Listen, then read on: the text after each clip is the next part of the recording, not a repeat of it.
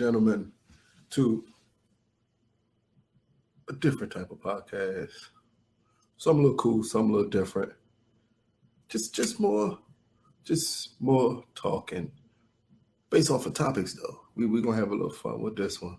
So, the name of this show is Much Worse-ish to say.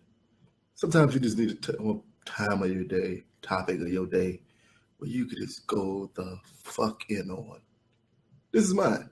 So we're going to have a little fun with this. This will be the last time I give you an intro into what we doing here. Normally, you're going to hear the music. Music going to drop. We're going to go straight into the topic. So today, topic, self-destruction. Man, if you're a hip-hop head, I know you know this song. I know you remember KRS-One, Big Ass Nose coming in and killing this show from the beginning. But we're going to take this point in this song, pointed at another one of our brothers in hip-hop, Mr. Meek Mills, as he is headed for self-destruction.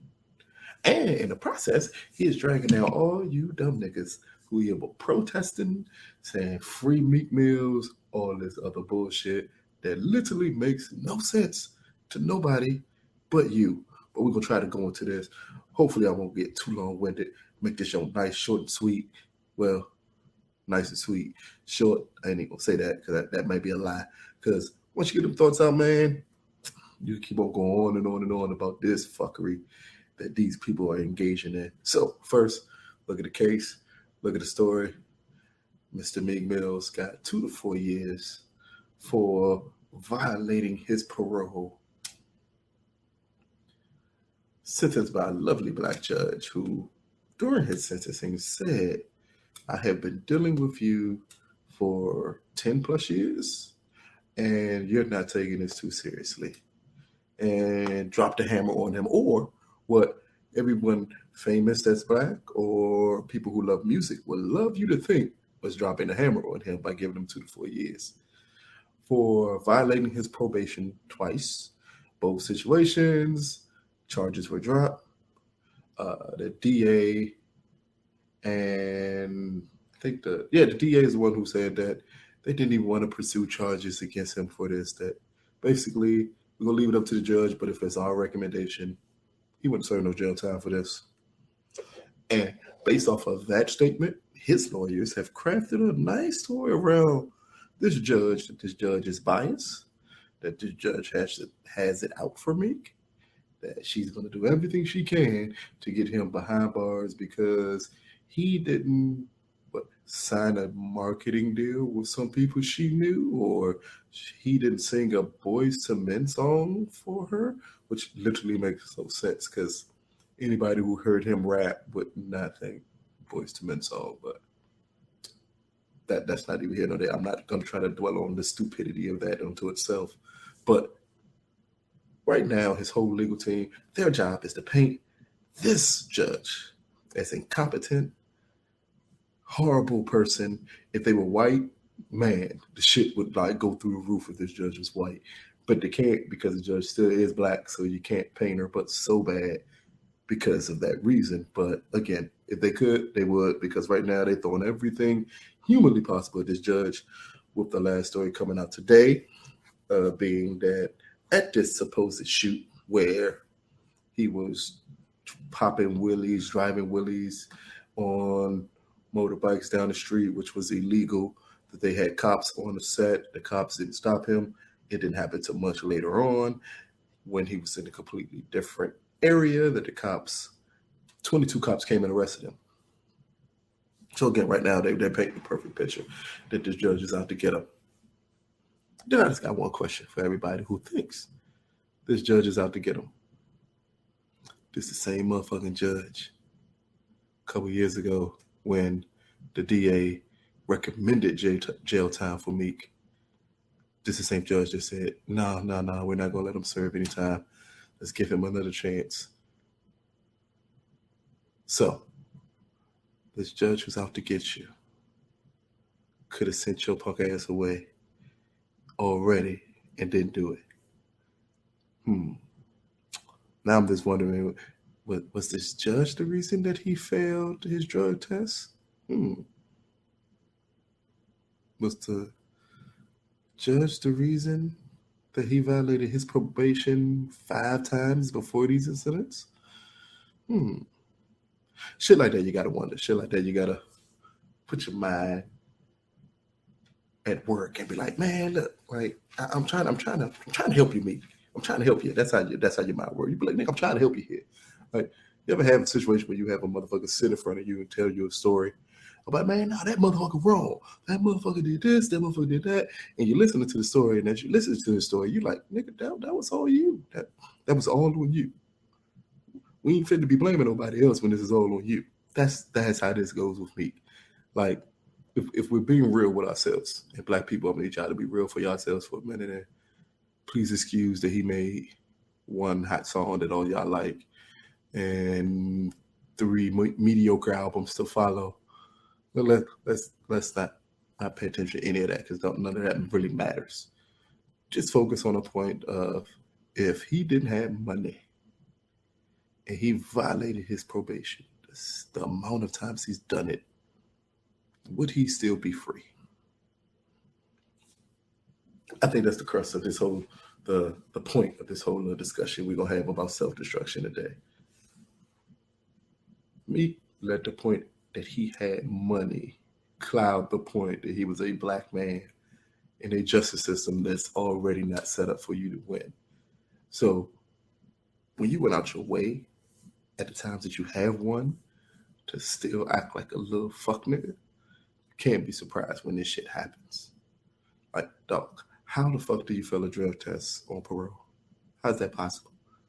Nigga, it's like, nigga, you had one job. One job, man. You got one job, dude. Don't violate your probation. And this nigga like, man, listen, I gotta do this, I gotta do that. I'm gonna violate this, I'm gonna violate that. You know what? All the shit went downhill for me once he broke up with Nikki. See, because Nikki was able to get him out the last time he violated his probation by her getting up there crying on the stand, telling the judge he does so much good for the city. Like, if I hear another motherfucker tell me how much good he does for a city, I will gladly point out to him and to them that drug dealers do awesome work in the community before they poison the community. That shit is no different. You know how many drug dealers out there don't sponsor AAU teams? Does that make them better people? Does that mean like, oh my God, there's somebody you should look up in the community, man? Free little fuckity fuck. Like, nah, that's not how this operates. And that's what Meek Mills is right now. A little fuckity fuck. Ain't nothing against the dude.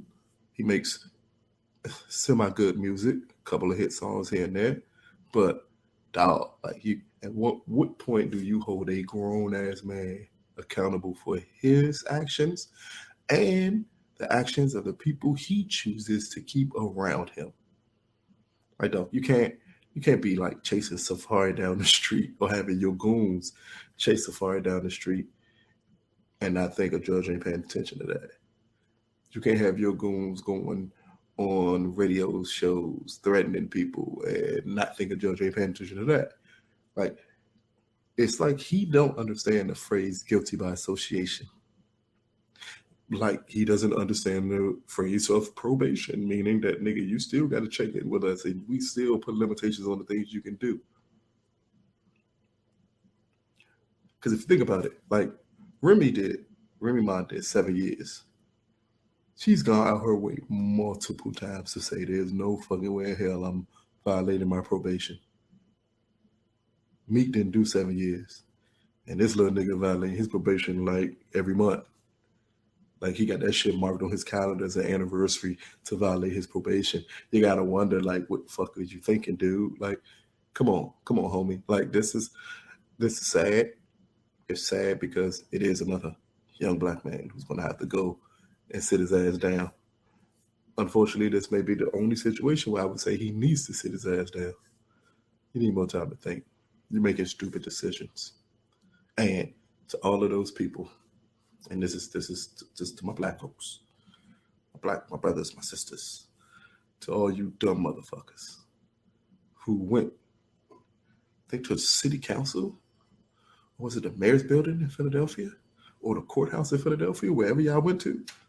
And as a rally, you decided to sing Dreams and Nightmares, a song that technically ain't no technical. You sung a song that in no way hell is a positive song to sing. Did you motherfuckers choose Kumbaya? No. Heal the world? No. You motherfuckers chose to sing a song with, hold on, wait a minute. Y'all thought I was finished. Like the song with the amount of aggressiveness in it and the things he's saying in it ain't the fucking song to be singing at a fucking rally to say he's innocent. Matter of fact, nah, scratch that. Because I ain't heard not one motherfucker say he innocent. The whole odd part of this is everybody knows he's guilty. Like, you can't even fight it on the point of did he violate his probation? Everybody like, oh yeah, clearly he violated his probation, but ain't no motherfucker way he should get 2 years of violating his probation. Like, nigga, are you fucking crazy? Are you fucking crazy? How many chances do we get to do dumb nigga shit and not suffer the consequences of that dumb nigga shit? I guess for Meek, it's 8 times. He should get 8. That's what y'all think. He should get 8 because he done got 5 of the motherfuckers and y'all still like, oh nah, man, this justice system is unfair. It's like, that's the stupidest shit that I've ever heard. This justice system is unfair. Of course it's unfair. But you know who it ain't unfair to? Meek Mills. And that's another point of this. Don't get it confused now. For black people, the system is set up for us to fail at every turn at times. And it can feel bad and it can get hard. But you know how you rise above that? You become a wealthy black man and then you get opportunities that regular black men don't get. You get to violate your probation 5 times. You get to have the DA tell a judge he needs to go back to jail and the judge say, nah, we're not going to send him back. We're going to give him another chance. That's the opportunity that Meek got because Meek got money. Meek got money. Like, come on, dude. For real? Like, I, in no way, shape, form, or fashion, could do the exact same thing that this nigga did and not get thrown under the jail way before he did. Meek Mills is like that toddler who you spank when you go out in public. Like, hey, didn't I tell your ass not to do nothing? Pop. Do it again. You're like, didn't I tell your ass not to do that? Pop. Do it again. Didn't I tell your ass not to do that? Pop. Then you're like, if I tell your ass something one more motherfucking time, you do it, I'm gonna whoop your ass. He do it, and you like, don't do it again. Do it that last time, and you're like, you know what? I done had enough of this shit. I can't keep on telling you not to do something, and you keep on doing it without me whooping your ass. That's what the judge did. She whooped his ass. Now, here's a bad part, though. If all of this stuff they're saying about the judge is true, or matter of fact, if 25% of what they're saying about this judge is true, she's not a good judge then. But the problem is, does that change the fact that he violated his probation? No. Like, I don't think they understand that. I think his legal team is full of people who think like they are on Matlock or a horrible Tyler Perry movie where you can commit these crimes and then a new judge, like judges don't talk to each other, will come in and be like, you know what? That other judge was wrong. We're going to let you go, Meek. Nah, nigga. You'll get another judge and that other judge is going to be like, oh yeah, 2-4. And end it right there. Because there's literally no discussion. You can't keep on saying, I may have violated my probation. Something that when I got released from prison, you all told me if I did, that I would go right back to prison. I may have done that a couple of times, but you know what? Sorry, Your Honor, I do good in the community. Nigga, is that the story we telling? That's how this works. That's how we rolling. You think this shit matters? Shit don't fucking matter, man. And black people, stop wasting our good protesting power on shit that don't matter. You niggas protest for anything that's on social media at this point. First you protesting because Colin Kaepernick took a knee, even though most of you motherfuckers done completely forgot why he took that knee. Now y'all done champion Meek Mills as prison reform, I'm assuming, because other than that, it makes no sense. When actually you should be championing a black female lawyer who's made it to the top of her profession, or to a certain point of her profession that she can be deemed as being successful, who worked with this black brother to try to give him as many chances as she could for him to get his shit together. And instead, he spit in her face because he got money. Because if you think anybody else in any other walk of life was given the opportunities he was given by this judge, they would do the shit that he did. No, I can't have not a single person follow me for 10 years and then me be surprised by their actions. At what point are you surprised? How are you surprised by somebody you don't know for 10 years? I don't give a fuck if I see you once every day. Or fuck, he was going to jail so often he may have saw her once every 6 months. That's enough to know the judge I got. That's enough to know the person I got. The problem could be she showed him leniency when a DA recommended that he serve jail time. And that's sad to say, because that's part of the reason that the legal system is so fucked up. Because people don't want to give chances because people like Meek Mills ruin chances for other people. If he goes out and becomes a model citizen, does everything he's supposed to do, that next person who's going to stand in front of her, they're going to get the benefit of his actions. Instead, now they get the blame of his actions. Because if you think the shit she allowed him to do to progress in his career, to spend time with his family and all this shit, if you think another motherfucker in her courtroom is giving that chance or giving those opportunities, hell nah. They're going to get the book thrown at their asses. And when they do get sentenced, on her gavel, she should hit that motherfucker and be like, boop, blame Meek Mills. Fuck their head up. Fuck everybody head up. Because that's the truth, though. She went out of her way for him. She ain't doing that shit for nobody else. It's Meek Mills treats this judge like a no shit ass nigga treats a good girl that he meets. He's gonna fuck her over until she like, fuck all these fuck niggas. I'm doing me 2020 or whatever she gonna say. Like, that's where we at with this judge and Meek Mills. It's the same correlation to the same fucking relationship. Shit is crazy. She's an abused wife. That's what she is in this situation with him. Because he's taking advantage of her over and over and over again. And she's supposed to be cool with it. She's supposed to be like, you know what? I'm not going to give you that last. I'm not gonna act like you violating your parole is enough to throw you in jail, Meek. I'm gonna give you another opportunity to prove yourself. Like, are you fucking kidding me? And then to have people who I think are black heroes and black leaders in this time period, and that's the elder statesman of hip hop, come out and actually blame the judge while not admitting in any way, shape, form, or fashion that he actually violated his parole. Instead, they stick on the, well, the DA said he should serve no jail time. So, nigga, should we go back to when the DA said he should serve jail time and give him that time back? Would that have made that situation right? No, no. So when I hear Jay-Z, a T.I., or anybody else speak out on Meek Mill's behalf, I question them niggas. I question both of them niggas because T.I. technically brought Meek into this industry. He brought him at, he was that bridge from street life to rap life for Meek. T.I. went to jail, and in the process of him going to jail, Meek signs with Rick Ross because he still has to move still got to move, still got to make moves, still got to make money, things of that nature. In the process, he signs a management deal with Rock Nation. In turn, falling like right under Jay-Z.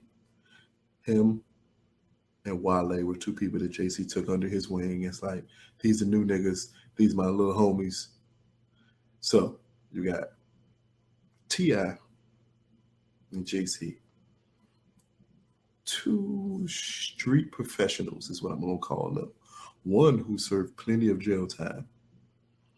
And yet, didn't neither one of these niggas talk to him when he got out on probation? I want you to think about that for a second. This nigga gets out on probation. He got people in his industry who they would be considered OGs for him. And none of them tell him, dude, you don't do much. Stop making the moves. Nah. They don't say none of that shit to him. That's the sad part.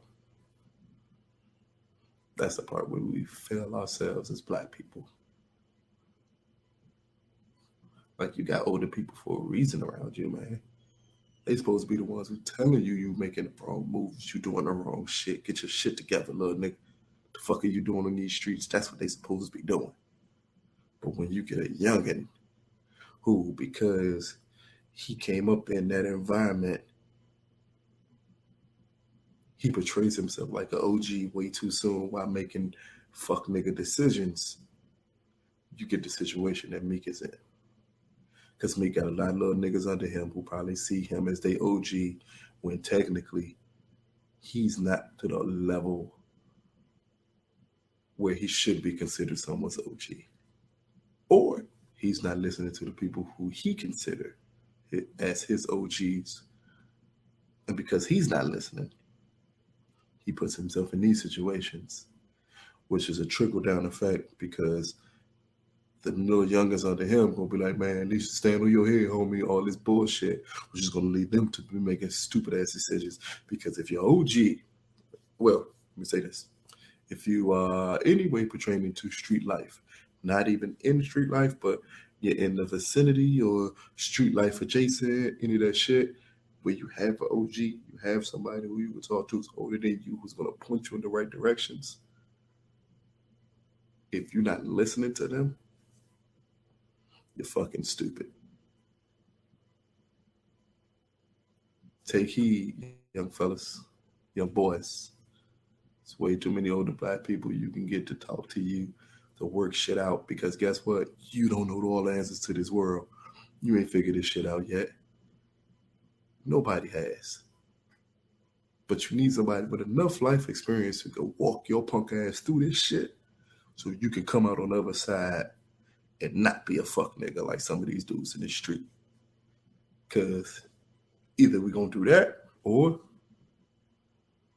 you little motherfuckers headed for self-destruction. So they fell for the bait. That makes them a victim. Picked and plucked. New jack in jail, but to the vets they're a duck. There's no one to rob, cause in jail you're a number. They never took the time to wonder about